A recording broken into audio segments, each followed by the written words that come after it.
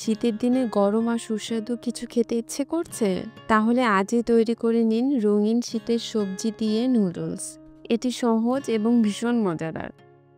High হিটে পানি ফুটিয়ে নিয়েছি। এবার নুডলস দিব ৩ প্যাকেট। সেদ্ধ করে নিব ৯০% এর মতো। সিদ্ধ হয়ে গেলে নুডলসের পানিটা ঝরিয়ে নিব। এখন আঁচ মাঝারিতে রেখে কড়াইতে তেল দিব 1/4 কাপ। ফুলকপি দিব, ২ মিনিট রান্না করব।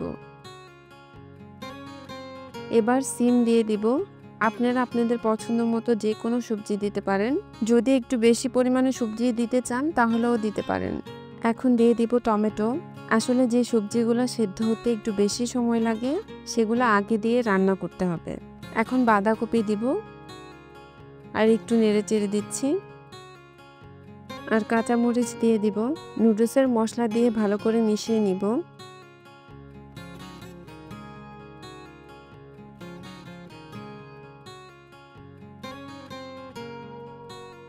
এবারে সবজিগুলোকে এক সাইড করে নিব।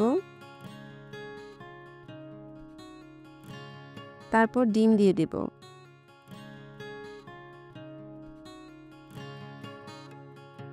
ডিমটা একটু ভাজা হয়ে আসলে সবজির সাথে মিশিয়ে দিব।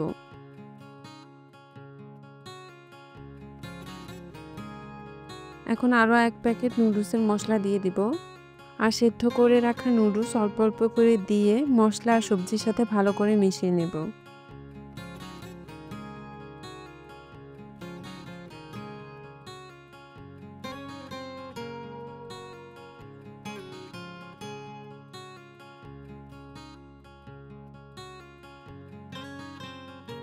সব শেষে কিন্তু কিছুটা পেঁয়াজ কুলি আর ধনেপাতা দিয়ে দিব। আর আরও ২ মিনিট রান্না করে নেব। রান্না শেষ। এবার আমি চুলা বন্ধ করে নুডলসটা নামিয়ে নিচ্ছি। তাহলে আপনারাও তৈরি করুন এবং পরিবেশন করুন ১ প্লেট মজাদার সবজি আর ডিম দিয়ে নুডলস। আর শীতের স্বাদ উপভোগ করুন।